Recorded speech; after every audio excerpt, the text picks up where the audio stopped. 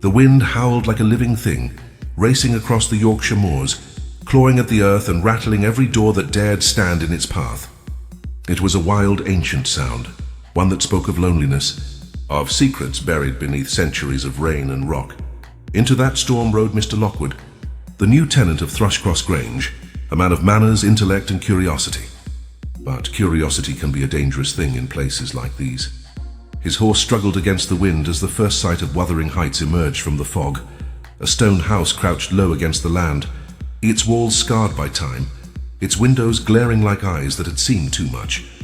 As Lockwood dismounted, the gate creaked open, moaning as though in warning. Inside, the yard was bleak, half frozen, the air thick with the scent of rain-soaked heather. A pack of snarling dogs rushed toward him, their growls echoing through the hollow air. Before they could reach him, a man stepped out of the doorway, tall, dark, and silent. His face was harshly handsome, carved by years of hardship. His eyes, black and burning, seemed to peer straight through Lockwood's polite smile. This was Mr. Heathcliff, the master of Withering Heights. Heathcliff's greeting was curt, his tone edged with bitterness. "You must be the tenant from the Grange," he said, his voice rough as gravel. "Come in if you must." Inside, the air was thick and heavy. The walls were lined with old portraits and weapons. A huge fire roared in the hearth, but somehow it gave no warmth. A young woman, pale, proud, and silent, sat by the fire, her eyes full of unspoken sadness. Lockwood noticed how she avoided Heathcliff's gaze. He felt the weight of tension pressing between them, though no one spoke of it. They dined in uneasy silence. Every sound, the crackle of the fire, the scraping of a spoon, the restless snarl of a dog, seemed louder than it should. Lockwood tried to make conversation, but Heathcliff's replies were short, cold, final. It was as if every word was a wall keeping strangers at bay. When Lockwood rose to leave, a violent snowstorm had already swallowed the moors. Heathcliff scowled. "You'll not make it back alive," he said. "You'll stay the night." The guest room he was given felt untouched by warmth or welcome. The bed was massive, ancient, draped in heavy curtains that smelled faintly of age and sorrow. Lockwood tried to sleep, but the wind beat against the windows like desperate fists. Then, somewhere in the darkness, he heard it. A faint, trembling voice, "Let me in, let me in." He froze. The voice grew louder, sobbing, pleading. "It's me, Catherine. I've come home." "Let me in!" Panic surged through him. He stumbled toward the window and looked out into the storm, but there was no one there, only the shadows of the moor swirling in the snow. He slammed the window shut and cried out in fear. Moments later, Heathcliff burst into the room, his face pale, his eyes wild. "Who called out?" Heathcliff demanded, his voice shaking. "Tell me, did you hear her? Was it Catherine?" Lockwood could barely speak. There was a voice, a woman's voice. Heathcliff's expression crumbled. For a brief second, the cruel mask broke, and beneath it was agony. He staggered to the window, clutching the frame as if to reach through time itself. "Catherine," he whispered hoarsely, "come to me once more." Lockwood, terrified and confused, realized he had stumbled into something far older and darker than he could ever understand. A love that death itself had not silenced. That night, as the storm raged outside, Withering Heights seemed to breathe. Every gust of wind a memory, every shadow a ghost. And from that night on, Lockwood knew one thing for certain. Withering Heights was not just a house. It was a heart, broken, haunted, and still beating with the echoes of a forbidden love. Years before the ghostly cries and restless nights, Withering Heights was already a place of storms, not only of weather but of hearts. The old master, Mr. Earnshaw, was a stern but kind man, father to 2 children, Hindley and Catherine. He ruled the household with a sense of duty and pride, and though life on the moors was hard, it was peaceful, until one fateful night when he returned home from a long journey with a stranger in his arms. The household gathered by the fire, expecting gifts or stories. Instead, Mr. Earnshaw entered, weary and rain-soaked, holding a small dark-haired boy, ragged, thin, and shivering. "I found him starving on the streets of Liverpool," he said softly. "Poor child had no one. I'll not leave him to die." The servants gasped, and Hindley scowled in disgust. "He's no kin of ours," he snapped. But Catherine, curious and wild-eyed, stepped closer, peering into the boy's frightened face. The child looked back at her with hollow eyes that held more pain than years could explain. Mr. Earnshaw placed him by the fire and said, "His name is Heathcliff. From this day forth he will live with us. From that night on, everything changed. At first, Heathcliff spoke little. He ate silently, slept on the floor, and followed Catherine like a shadow. They ran together across the moors, laughed in the heather, and defied every rule. Where Catherine was wild and bright, Heathcliff was quiet and intense, but together they were one. They understood each other without words, yet not all shared their bond. Hindley's hatred for the boy deepened with every passing day. He could not bear the sight of his father's affection for a gypsy foundling. He mocked Heathcliff, beat him, and called him names meant to break his spirit. But Heathcliff endured every cruelty in silence, his dark eyes burning with quiet fire. Years passed and Mr. Earnshaw's health began to fail. He grew increasingly fond of Heathcliff, favoring him even over his own son. This only fueled Hindley's fury. On his deathbed, the old man whispered to his daughter, "Be kind to him, Cathy, for in his eyes I see your heart." When Mr. Earnshaw died, the balance of power shifted. Hindley, now master of Wuthering Heights, wasted no time in revenge. He cast Heathcliff down from the family table to the servants' quarters, stripping him of education, respect, and comfort. But though the boy was beaten and humiliated, he never left. Heathcliff's silence became his weapon.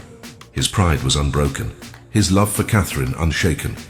At night, when the house slept, the two would meet by the window, whispering their dreams into the dark.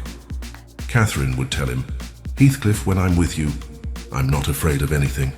And he would answer softly, "Without you, there is nothing worth being afraid of." They were children still, yet even then, the moors themselves seemed to recognize their bond. The wind carried their laughter through the hills, and the earth beneath their feet felt alive when they ran across it. But fate, ever cruel, was already watching. For in the house that gave him shelter, Heathcliff had planted roots that would grow into a love so fierce it would burn through generations, and a hatred so deep it would never die. The day Mr. Earnshaw was laid to rest, the wind howled over the moors, as if the heavens themselves mourned. The skies were grey and endless, and the old house seemed to sigh under the weight of his absence. The moment the master's coffin vanished into the cold earth, Hindley stepped forward to claim not only the house, but every soul within it. He returned from college with his new wife, Frances, still a frail and nervous woman, who smiled politely but trembled at the wildness of Wuthering Heights. To her, the wind was not a song, and it was a threat. And in that fear, Hindley found power. He strutted through the halls with newfound arrogance, ordering the servants like slaves and banishing Heathcliff from every comfort he had once known. Heathcliff, once treated as a son, was now reduced to a stable hand. His clothes were torn, his books taken, his lessons ended. Hindley sneered as he forced him to eat with the servants, mocking him as a gypsy brat unfit for company. But Heathcliff's silence was more terrifying than any outburst. His dark eyes never lost their flame, and though he said little, every glance spoke of a deep, quiet rage. Catherine watched it all unfold with a restless heart. She tried to comfort Heathcliff, sneaking bread to him, whispering at night from her bedroom window. But Hindley noticed their closeness and punished them both, locking her indoors and sending Heathcliff to the fields in freezing rain. The laughter that once echoed through the halls began to fade, replaced by the crack of a whip and the distant roar of thunder. Still, even in misery, Heathcliff found strength. He learned to work the land, to bear pain without flinching. The more Hindley tried to break him, the more fiercely his pride took root. Every blow became a promise, a silent vow that one day he would rise above them all. Frances, sweet but frail, tried to bring light to the house, yet the moors were not kind to gentle souls. Her health began to fail, and Hindley's temper grew darker with every cough she made. In his anger, he drank more, cursed more, and descended into cruelty. The once proud Earnshaw name was being swallowed by madness. And amid this decay, Catherine grew wild and untamed. She would escape to the hills, her hair whipping in the wind, her laughter fierce and unbroken. Heathcliff followed her, silent and watchful. Together they ran across the moor, barefoot, breathless, free. Out there, away from Hindley's shadow, they felt alive again. "Why must we ever go back?" Catherine once cried, spinning beneath the twilight sky. "Out here, no one can tell us what we are." Heathcliff looked at her, the wind carrying her voice like music. "Then let's stay," he said softly. "Let the house rot. Let the world forget us, but the world never forgets those who defy it." One evening, as they wandered too far, a storm broke loose. Rain lashed the hills, lightning split the sky. Seeking shelter, They stumbled toward Thrushcross Grange, the grand home of the Linton family. And in that single night, fate shifted once again, for what Catherine saw behind those glowing windows would change her heart forever. When Catherine returned to Withering Heights, she was no longer the same wild girl who had run laughing through the moors. Her time at Thrushcross Grange had changed her. She had been injured during that storm and taken in by the Linton family, who treated her as one of their own. In their world, she learned grace, manners, and refinement. The mud on her boots had been replaced by satin slippers. The fire in her eyes was now tempered by a soft glow of gentility. When Heathcliff saw her again, his heart stopped. She stood in the doorway, elegant, radiant, and almost unrecognizable. Her hair was neatly combed, her dress clean and beautiful, her smile gentle instead of wild. For a moment he felt unworthy to even look at her. The ragged stable boy stood in silence, his hands rough and face shadowed, as she rushed toward him with joy. "Oh, Heathcliff," she cried. "I thought I'd never see home again." But even as she embraced him, something had shifted, not in her heart but in her world. She belonged now to a class, a society, a gentler kind of life. The storm that lived within her still burned, but it was caged by the walls of wealth and expectation. Hindley saw the change too, and he used it to deepen Heathcliff's torment. He mocked him before guests, made him serve at dinner, and laughed as Catherine blushed with shame at Heathcliff's appearance. Though she loved him, she could not stop her laughter from joining theirs. A single, thoughtless laugh that broke Heathcliff's heart in silence. That night, Heathcliff vanished. He fled into the rain, his pride in tatters, his heart burning with pain and humiliation. Catherine searched for him, but the moors swallowed his footsteps. Days turned to weeks, and still no word of him came. It was during that time that Edgar Linton, the gentle heir of Thrushcross Grange, began to visit. He brought flowers, poems, and kindness, things Heathcliff had never known how to give. Catherine accepted his presence, though her soul remained restless. She longed for Heathcliff's fire, yet found comfort in Edgar's calm. One stormy evening, as thunder rolled over the hills, Catherine confessed her turmoil to Nellie, the housekeeper and her dearest confidant. "Nellie," she whispered, pacing the room, "I love Edgar. Yes, I do, because he is handsome and young and kind. But that love is like the leaves on the trees. Time will change it. Heathcliff, though," she stopped, her voice trembling. "Heathcliff is more myself than I am. Whatever our souls are made of, his and mine are the same." Nellie stared at her, wide-eyed. "Then why would you marry Edgar?" Catherine's face broke, her words spilling like a confession torn from her heart. "It would degrade me to marry Heathcliff now. He's beneath me, in station, in fortune, and so the world would scorn us both. But if I marry Edgar, I can help Heathcliff. I can lift him up, make him proud, give him what he deserves." She didn't see the shadow outside the door. Heathcliff had returned, drenched and broken, just in time to hear the words that cut him deepest. It would degrade me to marry him. Before she could finish, before she could say that she loved him more than life itself, he was gone, swallowed by the storm once again. Hours later, Catherine realized he had heard. She ran into the moors, calling his name, her voice torn by wind and rain, but no one answered. The hills echoed her cries like ghosts mourning their own. That night, lightning struck across the sky, and the wind tore at the windows. Catherine fell to her knees, sobbing, whispering his name. "Heathcliff, come back." But Heathcliff was already gone. Gone to chase a vengeance the world could not imagine. Gone to become something the moors themselves would remember forever.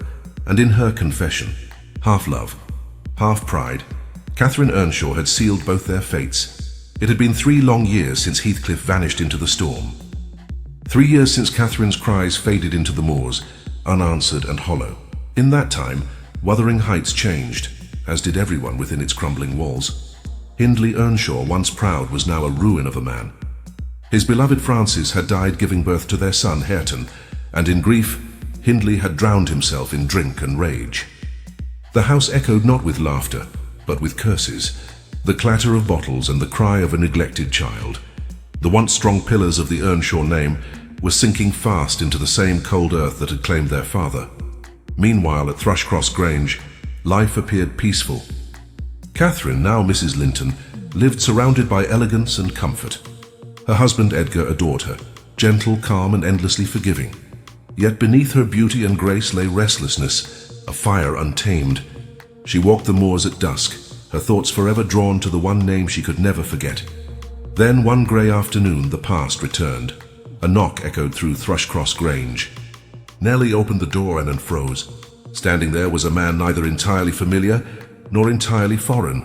His posture straight, his clothes fine, his eyes sharp and burning. He was changed, older, stronger, a shadow sculpted by time and vengeance. "Heathcliff," she whispered. His lips curled into a faint, humorless smile. "Did you think the earth would keep me buried?" When Catherine saw him, the world seemed to stop. The teacup slipped from her hands, shattering on the floor. For a moment she couldn't breathe, and then she ran to him, her voice trembling with disbelief. "Heathcliff!" "Is it really you?" He bowed slightly, eyes glinting. "I've returned, Cathy. Did you think I'd forgotten?" The air between them was alive, too charged, too dangerous. Edgar's polite smile faltered as he watched the unspoken fire leap between his wife and the man she once called her soul. Heathcliff explained little of where he had been.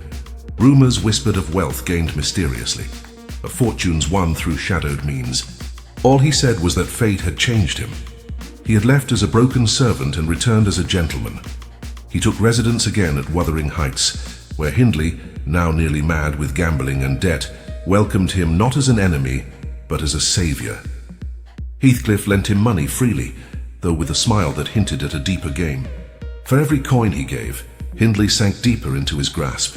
The house that once humiliated him would soon belong to him entirely. And Catherine, she was torn. When she and Heathcliff spoke, their voices softened into the language of the past, of shared storms, laughter, and unspoken promises. Yet every word carried pain. "You've changed," she said one evening, her hand trembling as she reached for him. "So have you," he answered quietly, "but not here." He touched her chest where her heart beat wildly, not where it matters. Their reunion was not a rekindling of peace, but the awakening of a long-dormant fire. The more they saw each other, the more their hearts raged. Edgar watched in silence, his world cracking under the weight of love he could never understand. One night, after a bitter argument, Catherine wept to Nellie. "If all else perished and he remained, I should still continue to be. But if all else remained and he were annihilated, the universe would turn to a mighty stranger." Her confession burned through the walls, through the night, through the man listening outside her door. For Heathcliff had returned not only for love, but for justice. He had risen from the ashes of his suffering not to forgive, but to conquer, and in his eyes Withering Heights was no longer a home. It was a kingdom waiting to be reclaimed. There are moments when love becomes too great for the human heart, when it burns not to warm, but to consume. For Catherine Earnshaw Linton, that fire had begun to rage. The return of Heathcliff had torn open every wound she had buried beneath the calm of Thrushcross Grange. Each meeting, each glance, each breath shared between them fed a hunger that reason could no longer restrain. She loved her husband, Edgar, for his kindness and security, but she belonged to Heathcliff in spirit, in pain, in a wild, unbreakable way that defied every law of man and heaven. Yet the walls of the Grange could not contain two storms. Heathcliff's presence was a shadow that lingered even when he was gone, and Edgar could feel it in Catherine's sighs, in her silence, in her restless pacing through candlelit halls. His patience, once endless, began to crack. One evening, Catherine stood before the window as a thunderstorm broke across the moors. Her reflection flickered in the glass, pale, haunted, torn between two worlds. Heathcliff's name escaped her lips like a prayer and a curse. Edgar entered the room quietly. "You call for him even in my house," he said, voice trembling. "Is my love so little to you?" Catherine turned, her face flushed with tears and fury. "You cannot understand. I am Heathcliff. He's more myself than I am. You love me as if I were made of porcelain. But I am fire, Edgar. Fire, and I burn." The storm outside roared like an echo of her soul. Edgar left the room broken, and from that night something inside Catherine began to unravel. Days turned to fevered nights. Her laughter became erratic, her thoughts tangled in delirium. She wandered through rooms calling for Heathcliff, then begged for forgiveness from her husband in the same breath. Sometimes she would stand by the window for hours, whispering to the moors as if speaking to ghosts. Nellie watched helplessly as Catherine's spirit slipped further into madness. "You're killing yourself," she pleaded. Catherine only smiled faintly. "If I were to die," she said, "I would still be with Heathcliff. He will not rest until we are one again, neither will I." Her health declined rapidly. She refused food. tore at her sheets, and cried out in dreams that chilled every soul in the house. On one stormy night, she demanded that the window be opened, and when Nellie obeyed, the cold wind rushed in, carrying the scent of wet earth and heather. "He's out there," she whispered. "Heathcliff is out there calling me home." That same night, Heathcliff came, drawn to her suffering like a man possessed. When he entered the chamber, the candlelight trembled. She rose weakly, her hair wild, her eyes blazing with a madness both beautiful and tragic. "Heathcliff," she breathed, reaching for him. "Why did you come? You and I are one soul. When you left me, you tore me in two." He caught her in his arms, his voice breaking. "You said I killed you. Haunt me then! Drive me mad. But do not leave me in this hell without you." Their embrace was not peace, and it was fire meeting fire. Love turned to fury, passion to despair. They cursed, wept, clung to each other as though the world itself were ending. When dawn came, Catherine collapsed, her strength spent, her body pale as snow. Heathcliff stumbled from the room, his face hollow with grief. She lay in silence, her breath shallow, her eyes half open to a world that could no longer hold her. The moors outside howled through the broken window, and in that sound, it seemed the earth itself was mourning. For soon, Catherine Earnshaw, the wild heart of Wuthering Heights, would breathe her last. The night Catherine Earnshaw Linton died, the wind carried her name across the moors like a ghostly hymn. Every hill and hollow seemed to echo her final breath. For those who loved her, life did not continue. It simply endured. Her husband, Edgar Linton, buried her beneath a tall ash tree overlooking both Thrushcross Grange and Wuthering Heights, the two worlds that had torn her soul in half. He visited her grave daily, his once gentle spirit now hollowed by grief. In the stillness of her resting place, he would whisper, "May the earth lie light upon you, my dearest." But for Heathcliff, grief became madness. He roamed the moors for hours, sleepless and wild-eyed, calling for her spirit. He could not accept that she was gone. "Catherine!" he would cry into the wind. "Be with me, torment me, haunt me, but never leave me in peace." And it seemed the moors obeyed. Servants whispered of strange cries in the night, of Catherine's pale figure wandering the windows of Wuthering Heights, her voice carried by the storm. Heathcliff would sit alone in her old chamber, clutching the locket that held a strand of her hair, whispering her name until dawn. Time, relentless and cruel, marched on. From the ashes of tragedy, new lives began to take shape. Before her death, Catherine had given birth to a daughter, Catherine Linton, known affectionately as Cathy. She inherited her mother's spirit, though softened by the gentleness of her father. At Thrushcross Grange, she grew up surrounded by books, gardens and kindness, untouched by the storm that had destroyed the generation before her.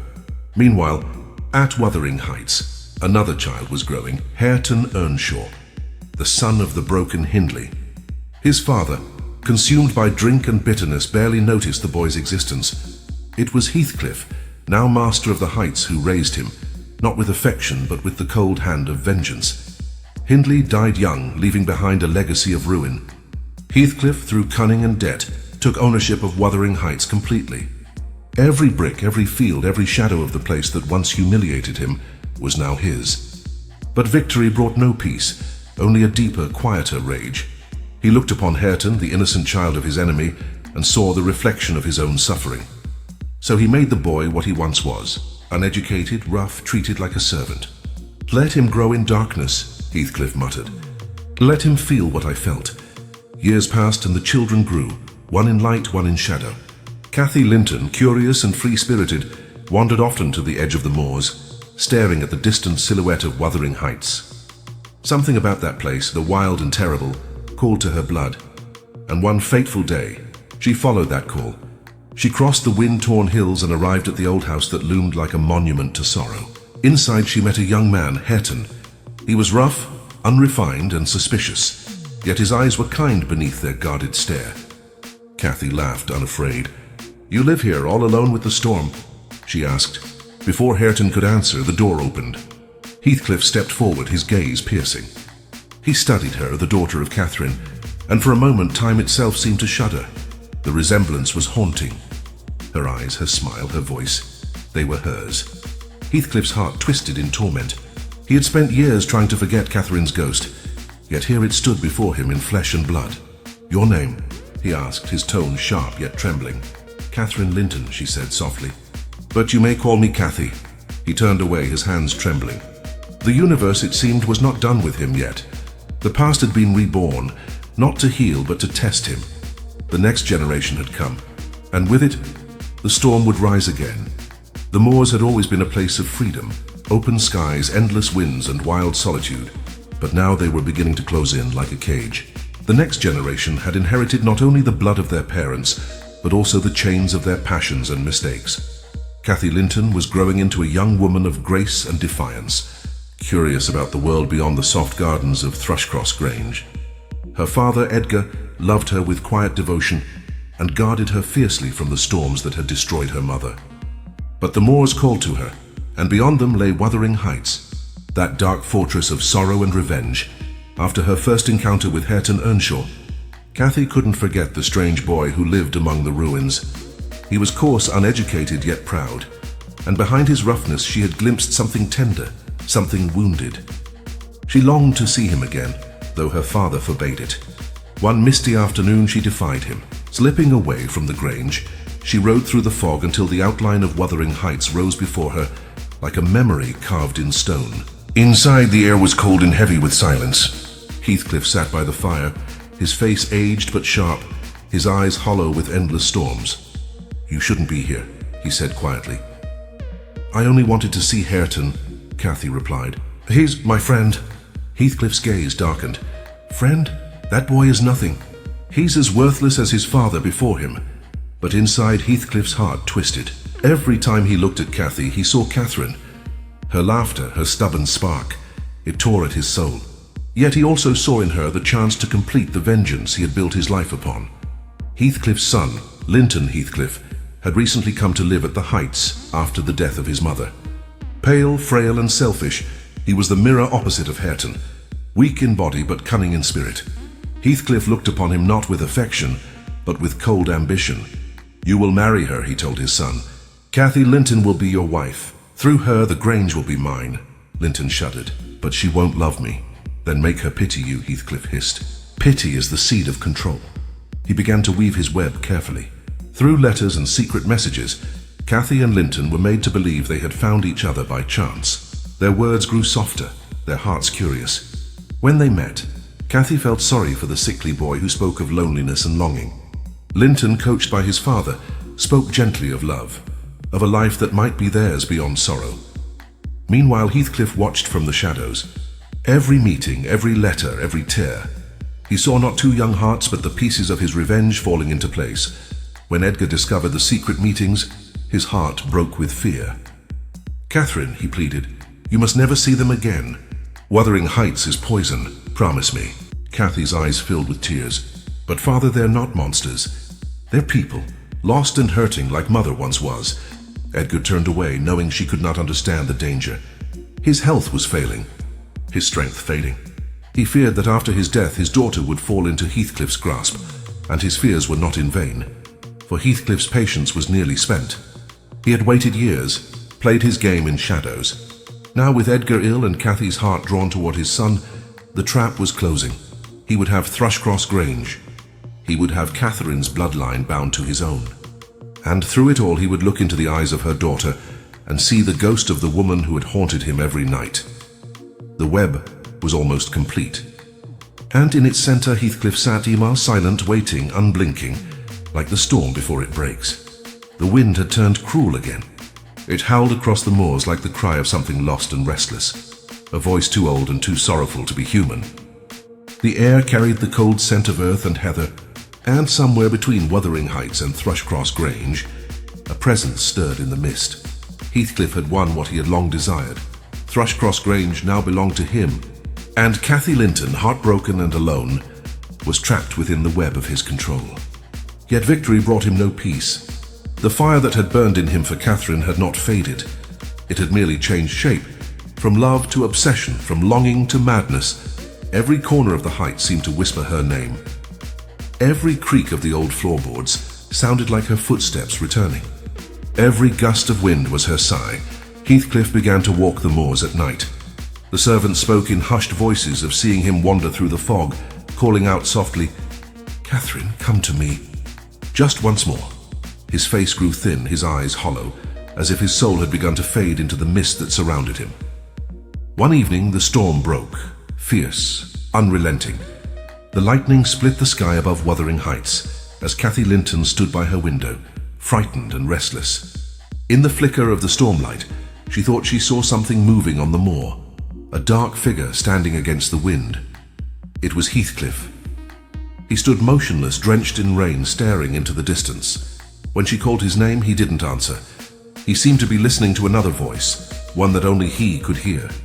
Then suddenly he turned, his face illuminated by lightning, and she saw it, an expression of rapture and terror, as if he beheld something beyond the veil of life. Later that night, Nellie Dean, the old housekeeper, found him seated before the cold hearth, his clothes soaked, his eyes wild. "She was there," he whispered, "by the windows, her eyes. Oh, Nellie," she looked at me and she smiled. Nellie trembled. "You saw the storm, Heathcliff. You saw shadows, yet nothing more." But Heathcliff only laughed softly, brokenly. "You don't understand. She never left. I feel her every time the wind passes my ear. Every night she waits for me, on the moor where we first swore our souls belonged to one another. From that night onward, the atmosphere in Withering Heights changed. Doors would open on their own. The sound of soft footsteps echoed in empty rooms. The hounds whined without reason, staring at corners of darkness. And in the dead of night, a faint tapping could be heard at the windows, gentle, persistent, almost like fingers seeking entry. Hareton and Kathy, who had grown close through shared pain, tried to comfort each other. But even their youthful courage could not dispel the sense of haunting that gripped the house. Heathcliff's obsession consumed him. He stopped eating, stopped sleeping. His eyes burned with unnatural light, his voice a whisper caught between the living and the dead. "She is calling me," he murmured to Nellie one evening. "I can't stay much longer. When the snow falls again, I'll go to her." And go he did. One morning, Nellie found his door ajar. The wind had blown the curtains wide open, the snow drifting across the floor like pale silk. Heathcliff lay beside the window, his face turned toward the moor, peaceful, almost smiling. His hand rested as if reaching out to something invisible just beyond the frost-covered glass. They buried him beside Catherine's grave, where the wind sang its eternal song. But even in death, their story did not end.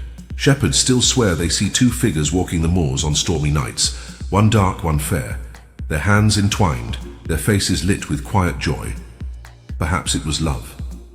Perhaps it was madness. Or perhaps it was both. The kind of love that defies even death itself. And so the moors keep their secret, whispered endlessly to the wind. Heathcliff and Catherine, forever. The moors had grown quiet again, after years of storms, of fury, grief, and voices lost to the wind. A strange calm had settled over Withering Heights. The air still whispered, but it was softer now, like the sigh of a soul finally allowed to rest. Inside the old house, Kathy Linton and Hareton Earnshaw moved like the first warmth of spring after a long, merciless winter. Slowly, gently, they began to heal the broken places left behind by those who came before. Hareton, once rough and unlearned, sat by the window with a book in hand, the same window where Heathcliff had once stared out into the storm. Kathy taught him to read with patience and laughter, and he listened with quiet pride. Where bitterness had once burned, tenderness now bloomed. "I never thought these walls could feel alive," Kathy said one morning, her voice echoing through the hall. Hareton smiled faintly. Maybe they just needed someone to forgive them. The house, once filled with shouting and vengeance, now carried the sounds of footsteps, laughter, and life. The broken furniture was mended. The dusty portraits were cleaned. Even the gardens outside began to show color again, as if the land itself was learning to breathe. Yet, the memory of Heathcliff and Catherine lingered everywhere, in the moaning of the wind, in the flicker of the fire, in the scent of heather drifting from the moors. Kathy often felt it, a strange presence, not frightening but mournful, watching over them from a world beyond sight. One twilight evening, she and Hareton walked hand in hand across the moor. The horizon was painted in gold and violet. The heather swayed gently and the sky seemed endless. "Do you think they've found peace?" she asked quietly. Hareton looked toward the distant churchyard, where two graves lay side by side beneath a single tree. "If any two souls ever deserved peace," he said, "it's them." They paused there for a while, listening. The air was cool, the wind soft. And in that silence, that tender, trembling quiet, they both felt something pass by them like a sigh or a whisper, or the brush of unseen hands. Some say it was the wind. Others say it was Catherine and Heathcliff, finally together, free from the chains of passion and pain that bound them in life. From that night onward, Wuthering Heights changed. The servants no longer whispered of ghosts. The dogs slept peacefully. The candles burned steady in their holders. Even the moors seemed gentler, their wild beauty no longer haunted but holy. As seasons passed, the two young lovers restored both Wuthering Heights and Thrushcross Grange, bringing them back to light and harmony. Where there had once been curses, there were now blessings. Where there had been sorrow, there was song. One spring morning, as the first sunlight poured through the old stone windows, Cathy stood in the doorway of the house and smiled. The air smelled of rain and flowers. Somewhere in the distance, a lark sang over the hills. Peace at last, she whispered. And perhaps, if one were to walk those moors today, through the golden grass and the drifting mist, they might still hear faint laughter carried on the wind. Not of sorrow, not of torment, but of love and wild, eternal and free. Because on the moors love never truly dies, it simply becomes the wind,